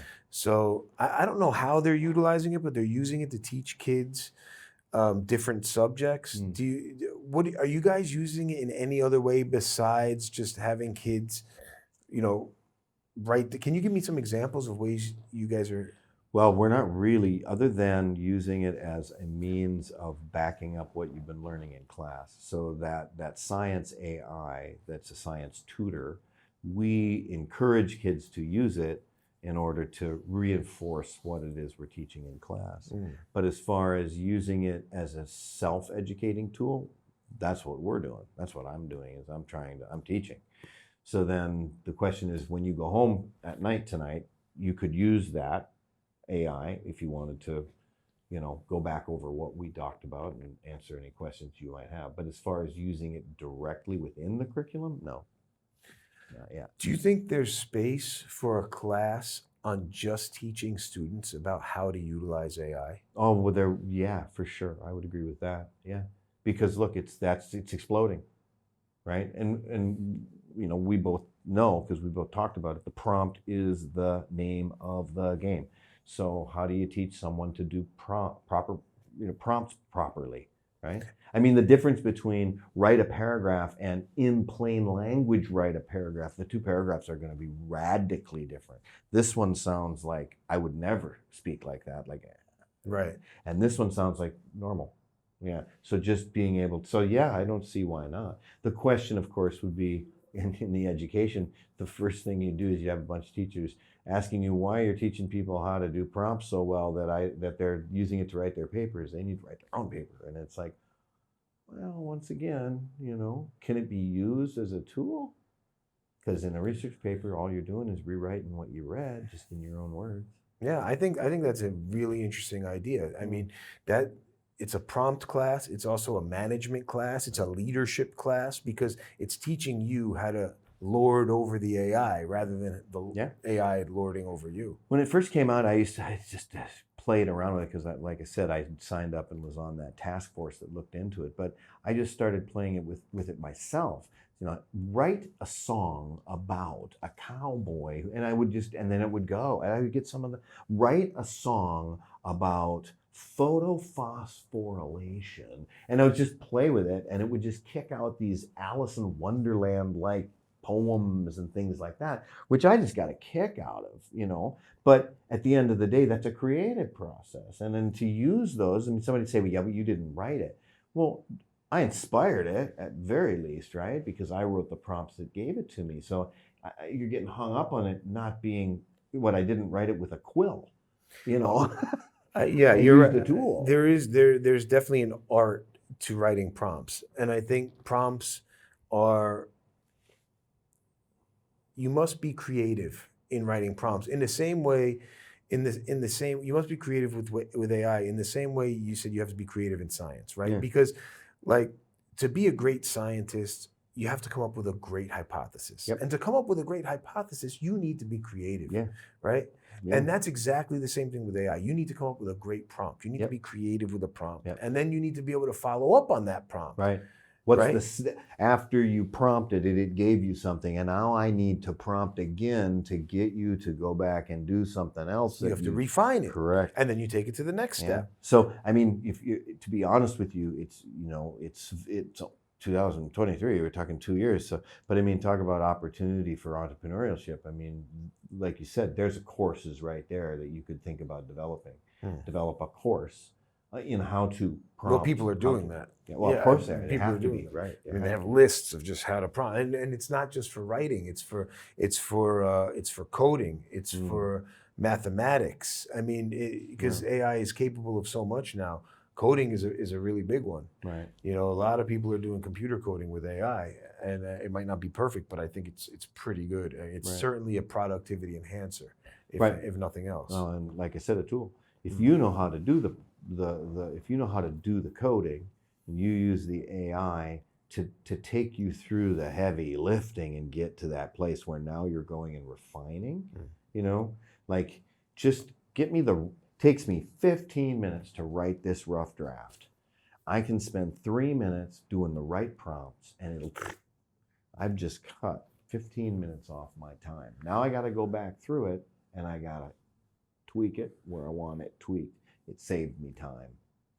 You talked about something earlier that I want to go back to, and it's phones in schools, right? Obviously, when we were growing up, we didn't have phones. But from what I'm reading, it's a really big problem in like the American public school system. And apparently there's no regulation that says you cannot have a phone in school.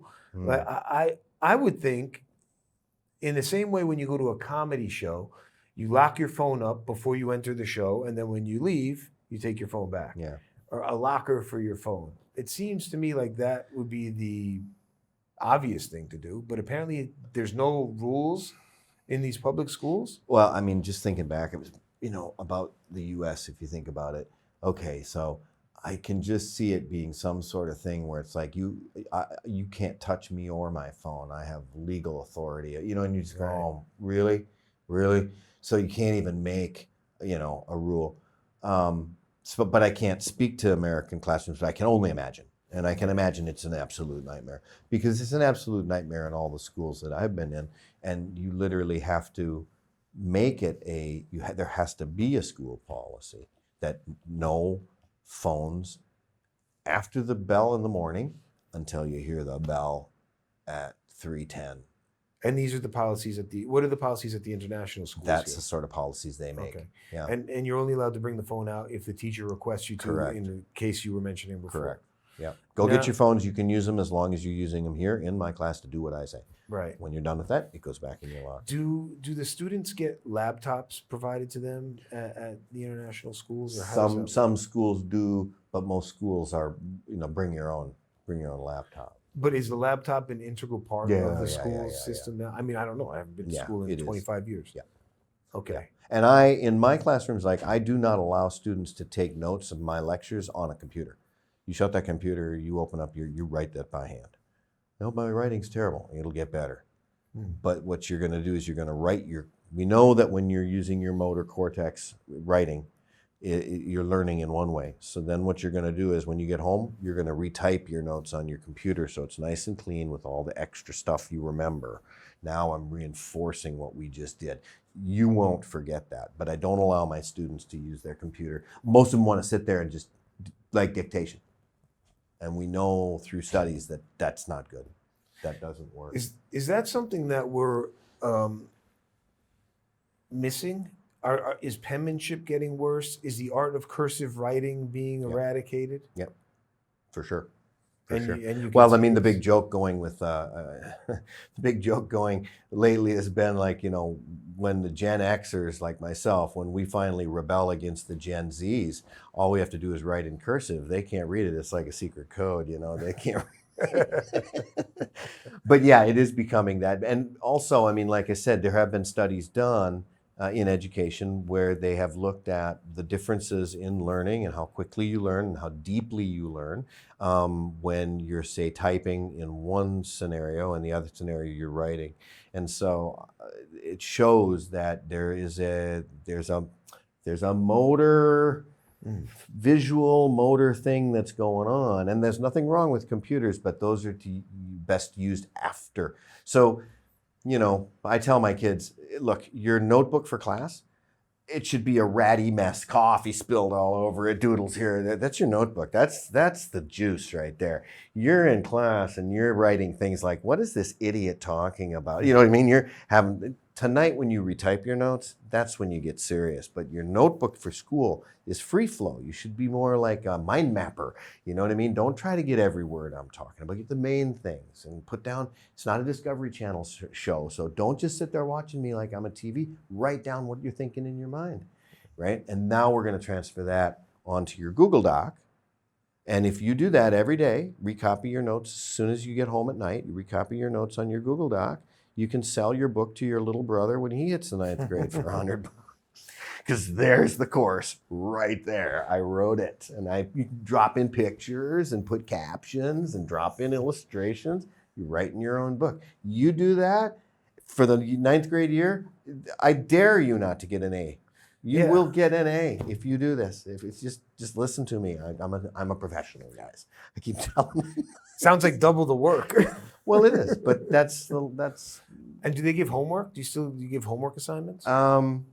Yeah, I mean, it depends. All different schools always have different policies about homework, and what does that mean? I tell my kids normally that there's not going to be a lot of paperwork and stuff you're bringing back tomorrow for me, but you got homework every night. If you haven't read the chapter, read it again. Do you have flashcards? Have you recopied your notes? You need to spend 30 minutes tonight and the next day, every day, 30 minutes. Take Friday off. Take Friday, Saturday off. But otherwise, time. Remember we said in the beginning of our talk, there's no mystery to being a good guitar player. It's 1 hour a day for 365 days. You do that and your friends are going to be like, he can rock on a guitar, even if you're not George Harrison or you're not Slash, you'll be good. You'll be able to sit by the fire playing John Denver songs and people will be like, wow, that's it. That's all it takes. That'll get you plenty of girls. Well, that's one of the motivations for the guitar, right? But yeah, it's just time. And you then start adding tools like these AIs on there where I can give me 10 questions. Let me try this. Oh, okay, I forgot about that. Give me another 10 questions. It's just, I mean, I look at it and I'm like, wow, I'd have been in med school at 13. But then of course I was such a mess when I was in high school and stuff that it probably would have just been, Grand Theft Auto. Well, I was going to say video games is probably a good supplement for writing, because you're getting that motor cortex learning skills. I always, it's funny, because my age was when I remember the first computer-driven arcade game was like this Dungeons and Dragons game. I don't remember what it was called, but it was like that, a guy with a sword, and you had a joystick, but it was animation, and so it would come up to the thing, and you would hit it at the right time, and then the animation would run down the hallway. It was that sort of thing. This is Missile Command, and these kinds of games was when I was a kid. But those things were, it's like the level that these games have gotten to, as far as like just the I don't know what you'd call complexity. Is not just complexity, but like that for sure. But the graphics, it's like, is that real? how are they doing that? You know, how are they creating this landscape, right? Unreal Engine, yeah, it's unbelievable. Yeah, and that's all to do with the chip, I guess. Or Well, some people say that that's a reflection of how our universe works now, right?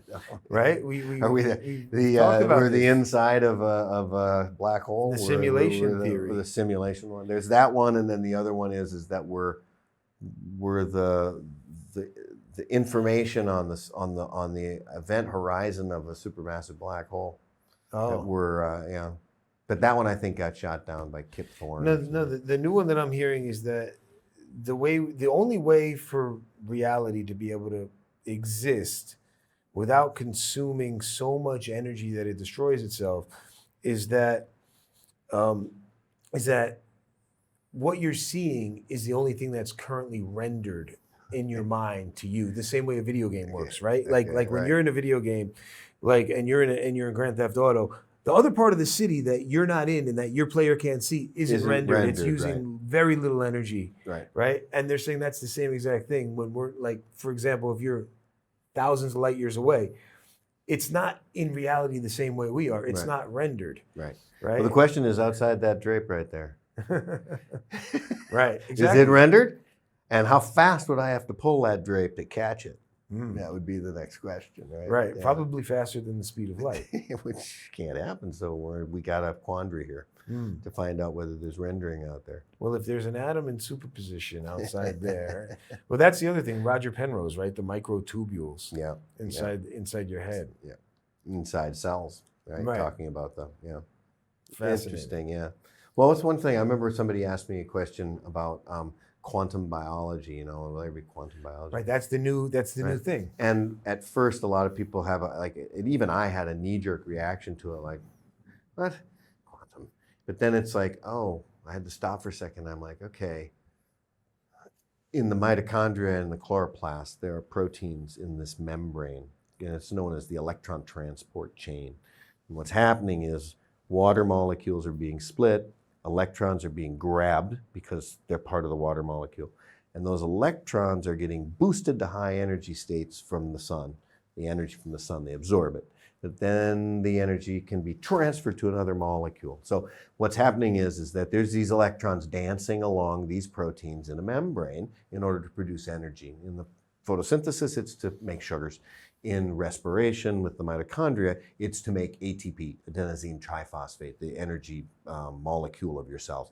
Bottom line is, it's all about electrons moving from protein to protein. If it's about electrons, it's quantum.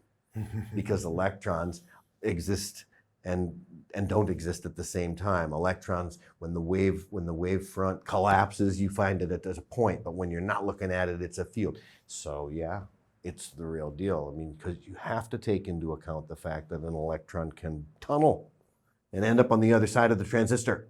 The whole transistor is based on this tunneling that these electrons can do, which means that quantum tunneling. Yeah. Which means that the plants evolved it. Fascinating. Yeah, because that's what those electrons are doing. If there's electrons involved, and that's what those transport chains are all about. They're about shuttling electrons, absorbing sunlight energy, and using electrons to move that energy into new molecules. And so people know this is the bleeding edge. Like this is the bleeding edge of biology and science right now, quantum biology. Yeah. Have you ever listened to or heard of Michael Levin? He's a biologist. Yes, I've heard his name. I've heard the name. I can't remember where he's a professor out of, but his whole thing is that he looks at everything as a whole. Every system is part of the whole, particularly within the human body itself. He tries not to separate. I know exactly who he is. Berkeley.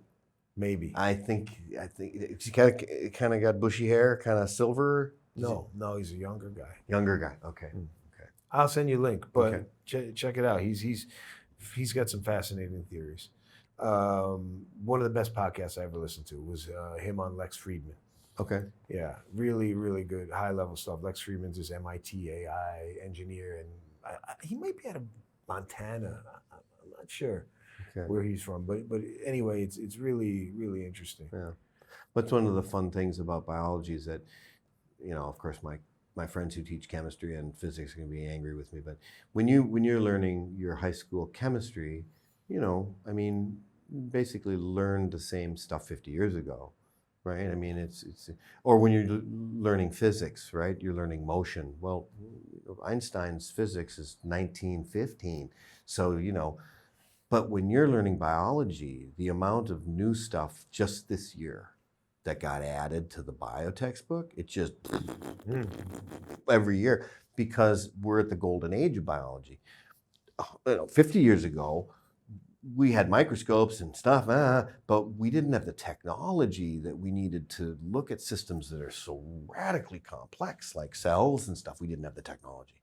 So the next 25 years, what we're going to learn in biology is just astonishing what's going to come out of it. And whether AI is involved in it, I'm sure it will be. But it's just that what you needed to learn about, compounds and stuff in chemistry, the book hasn't gotten any thicker. Because that's Right. yeah.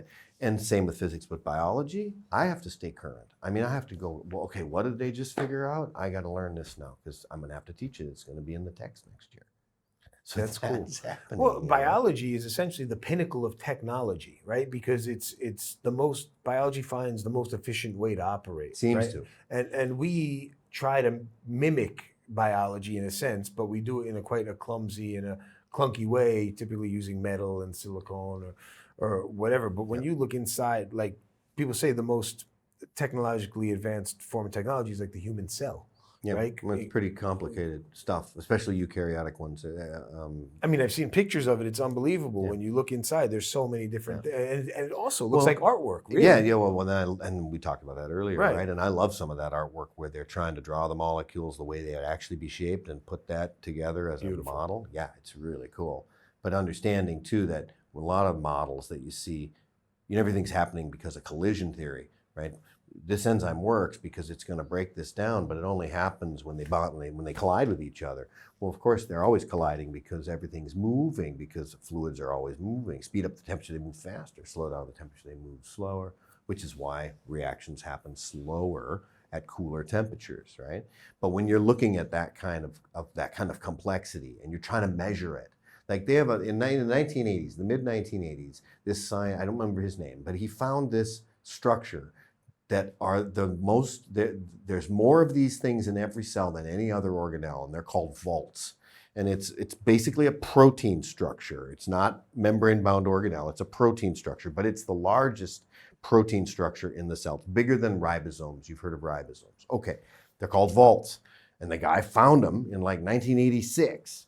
And to this day, nobody knows what they do. There's more of them in a cell than anything else is these vaults. But we don't have a clue what they're for. We found out recently that there's a RNA strand involved in one of them.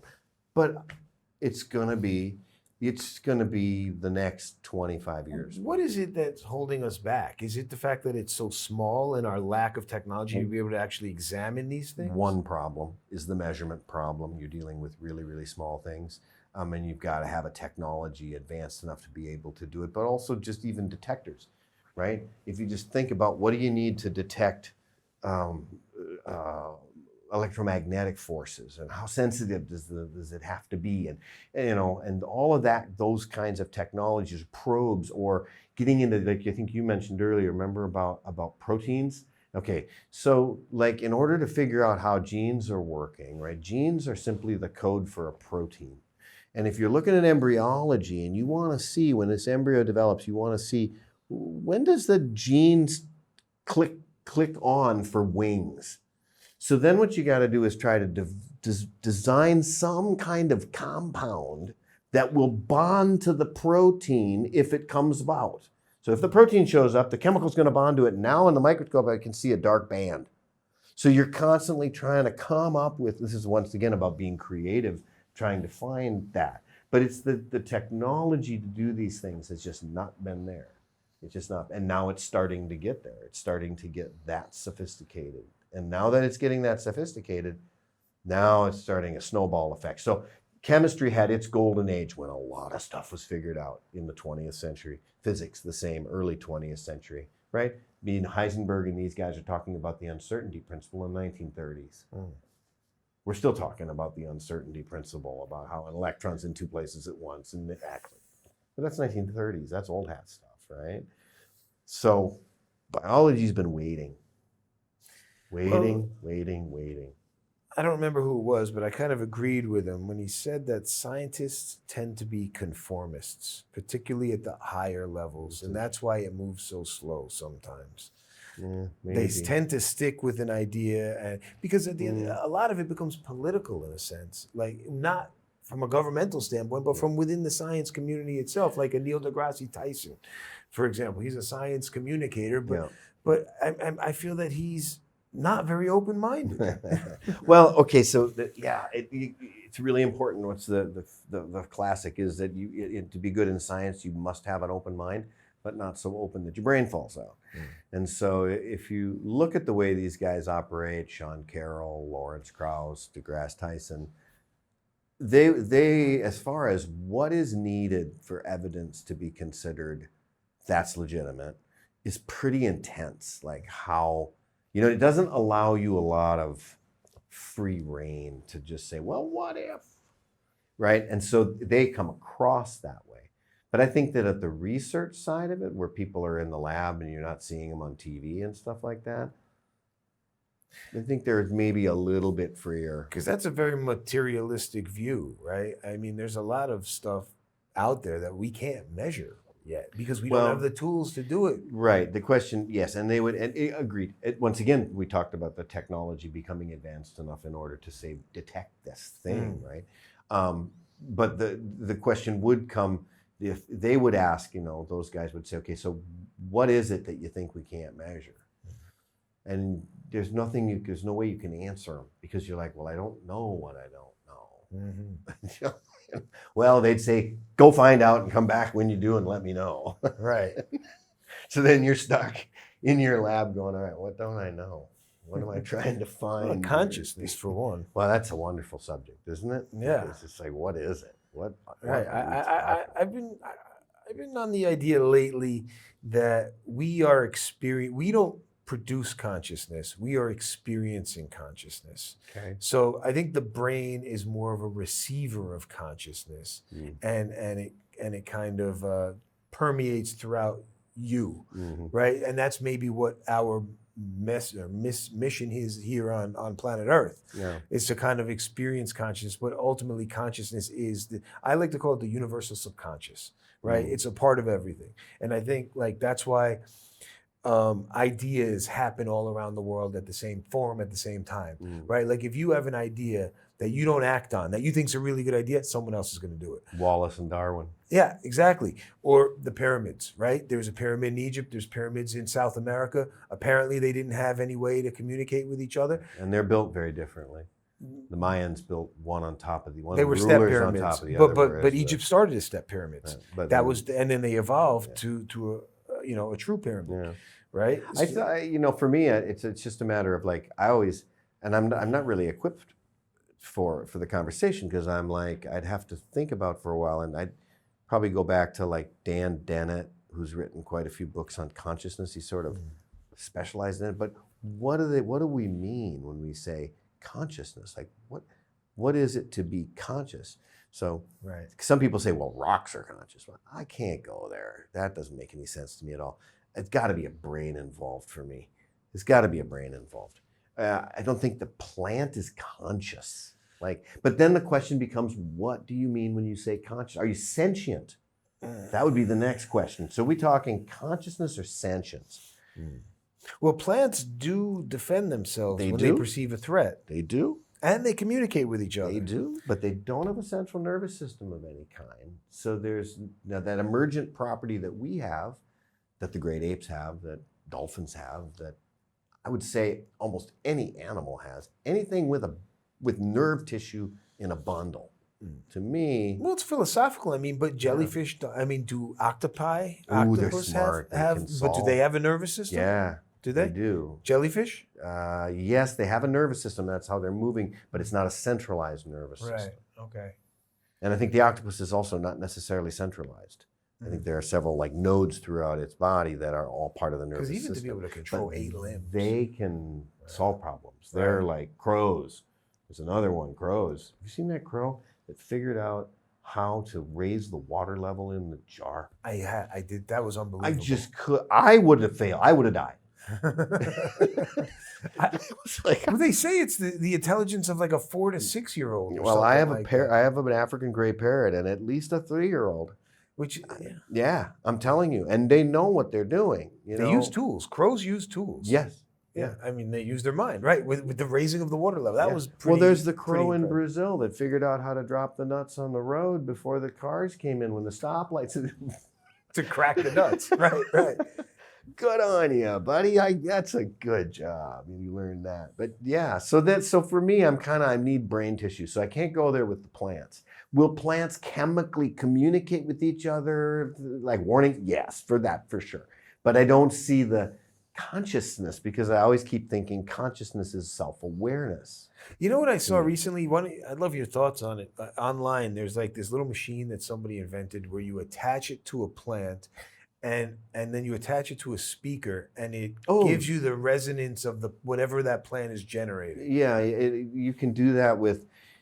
You can do that with the legs of cockroaches. You can do you can make a battery from a lemon, right? Those sorts of things. So there's always, whenever you've got ions flowing around, right, you're going to have charge, right? And what do we know about electric charge? Electric charge is the same as magnets, magnetic. It's electromagnetic. So if you've got in a plant a bunch of different kinds of ions that are moving around, you can get an electrical current started.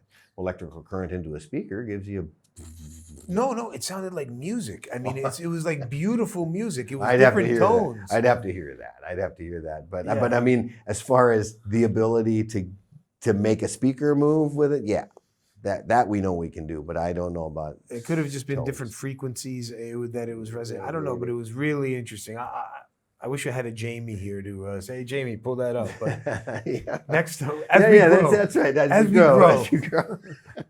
I have Ruth, baby Ruth. Pull that up. Yeah. But yeah, as we grow. But yeah, I mean, there's so much fascinating stuff with biology and it is essentially the next step in technology, right? Like organic technology, like being able to manipulate biology to our needs. Yeah. You know, like gene editing. That falls under Can biology. I grow the finger back? Right. Yeah. I'm telling you, in the next 25, 50 years, they're already, like they've been able to stimulate the cells of the stump of a chicken's wing they cut off, and it grew back because the genes from the lizard are still there, and they lose their tails all the time. So there's the genetics to regrow. And they've been able to stimulate that in a bird because birds are closely related to lizards, right? They're very closely related. I hope it happens in our lifetime. I can't imagine it doesn't. Transhumanism. Yeah, I like it. So there's the Alita Battle Angel. Yeah, you know that love movie? that movie. Okay, I like that movie that too. And I kept asking that question when I was watching it. So he's replaced an arm. So he's got a prosthetic arm. Okay, replace both arms. Okay, and I started asking myself, okay, at what point is it that is not a person anymore? Right. And for me, it came down to once it was nothing but as long as there was the brain, it's a person. Well, that's what they all had. They had brains. Right. They had brains, and the rest of them was built bodies. Well, that's so I was like, but I guess you would say it's what do they call them? Cyborg? Is it a cyborg? Well, we're on the path to go to cyborgs. I mean, Elon Musk wants to put a chip in everybody's head at some point, right? With Neuralink, and I'd rather get my DNA edited to just be smarter and be able to keep up with AI. I'd like to keep Elon as far away from me as possible. But yeah, so that movie made me start asking questions about consciousness. You know what I mean? So, okay, at what point? Well, what about if you replace parts of the brain, areas of the brain? What if your occipital lobe wasn't working, and so you could put one in there that would allow you to see again? Are you not human anymore? Like, where does it?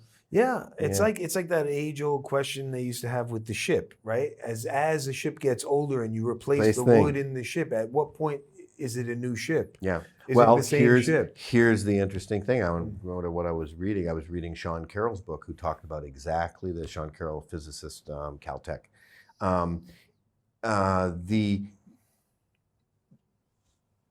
You remember something from 15 years ago? Sometimes certain things I do. Yeah, something. So because you were there, Right. right? There's not a single molecule in your body right now that was there 15 years ago. They're all been replaced. Every 7 years, is it? 7 to 10, something like that. Yeah. Right. So there's not a single molecule of you, but you remember it Right. because you were there. The question is, what are those methyl groups that are one of the things that attaches are methyl groups? What are those methyl groups doing to that specific gene? Is it turning the gene off? Is it turning it on? Genes work by taking the code. The RNA takes the code off the gene. Epigenetics is sitting on the outside of the DNA molecule, but you can activate and deactivate genes. You can turn a gene on and it'll run, and you can turn a gene off. So the question is, are the epigenetics doing that? And if they are doing that, is that then coming out as fear of heights? Right. So that gene's involved with fear of heights, that personality trait, right? Because we know there's personality traits are genetic. We do. You Right. do. I saw the study. Did you ever see that documentary about the 3 triplets who were separated at birth? Mm-mm. Okay, this is sadistic. So there was an adoption agency in New York City that was essentially conducting experiments on these kids. They had 3 triplets. They put one in a wealthy family, one in a middle class family, and the other kid in a lower class family. And then they continued to study them over the years. And they found, and these kids found each other eventually. Right? They found each other eventually, and they all smoked the same brand of cigarettes. They had the same taste in cars. Yeah, they love pizza sauce, but they hated raw tomatoes. Right. These are just like the twin studies that were done at the University of Minnesota, where identical twins separated at birth and then didn't know each other. And then the University of Minnesota started bringing them together. And they'd walk into the room wearing the same tweed jacket. Right. Glasses. I saw one recently. These guys had the same, the wife with the same name. Yeah. They divorced her. Then they had another wife with the same name. Right. And they didn't know each other. And then they found out. Yeah. And as of right now, the only thing we can really say, because we haven't been able to really lock down, is boy, that's really coincidental. If that. But what does that say about free will? Yeah, exactly. Predetermination. I run into free will issues too, because once again, I need to lock it down in language. What do we mean when we say conscious? What do you mean when you say free will exactly? What does that mean? Like chocolate or vanilla? Is that what we're talking about? Or what is the actual definition of free will? I mean, I would say that you determine your path in every which way. But I don't think it is that way. There's too much biology. People say, can you close your eyes? Can you see a face? And you close your eyes and you face. Who's your face? And you say, oh, I saw Abraham Lincoln. You say, why did you pick Abraham Lincoln? I didn't pick Abraham. It just, Abraham Lincoln just came into my brain. I didn't do it. Right. Right. So that's consciousness. But yeah, predetermination is fascinating, right? Because I've found it in myself once or twice where I've made a decision on something. It can be something small, right? Right. And then all of a sudden, I remember that I had to do that same decision 2-3 weeks ago, and I made the exact same decision. Yeah. And it was totally unconscious. And so what's that to say? That if I were to go back, I'd continue to make the same decision. Guys like Dan Dennett and like Sam Harris, who's done some work in this sort of stuff. I mean, what they do is they use the electrical signal of the brain, and they can identify where the brain is working at any given time. And they will ask a question, chocolate or vanilla, and they can tell by the brain imaging before you even know you're going to pick chocolate. They know you're going to pick chocolate. It's picking chocolate. You watch. Chocolate. Okay, this is one of the scary things about AI, right? With these social media algorithms already having 3,000 data points on you. Now, with AI, that's compounding to even more data points. And apparently AI knows what you're going to choose before you choose it. And they're sending you products that they know you're going to buy, and they're selling that information to the highest bidder. Right. This is the world that we're living in. Yeah. Okay. So you had anything else that you want to discuss? I don't know. We could talk all night, buddy. Yeah. We've done it before. Yeah. We certainly could, but we could save it for another time. Yeah. Let's do it again. Right on. I really appreciate you having me over. It's fun, right? Yeah, it's been really fun. We just want to do something, have some fun next time. Hopefully the blood pressure's better. Have a beer or two, Yeah. See how it goes. But Well, we covered a lot of territory. yeah, I think it was starting to get fun there towards the end. We can do a little bit. We can get more into that esoteric stuff. Yeah. Let me think about free will and about what was the other one? Consciousness. Yeah. And we'll come back. I'll try to think of more biology stuff too. Yeah. But okay. Bye, everybody. All right. Cool. Then they can just wrap it up. And then, wait, is there anywhere that like you would want people to like contact you for anything, or if you ever wanted to, I don't know, see, any business or opportunities, or no? What do you mean? Just like I don't know. Well, all right, we don't have to do it now. We already said bye. But like in the future, like, if we get more followers and you want to do you want to start up SEASFiRE again or something like that, right. we could use this as like an advertising platform, for that. Yeah. I would just say the easiest. I mean, there's either. I have an Ogle Learning email that I never use. I did use it when I was trying to set up that tutoring business. Okay. I think I still have it. Yeah. And that would be the one rather than my personal email. Just so we could shout that out. Yeah. If you want, I can try and do it again because he can edit things. Right. So, Christian, is there anywhere, any place that people can reach you if they want to about tutoring or about teaching? Question about what we talked about today. Yeah. Yeah. I have an email, ogle.learning@gmail.com. Anybody can feel free to write to me there, and happily answer any questions or whatnot. Cool. Right. All right. Bye, everybody. See ya. Do that again. All right. Cool. Cool, man. Yeah, it's What time fun. is it? 7:50. So we.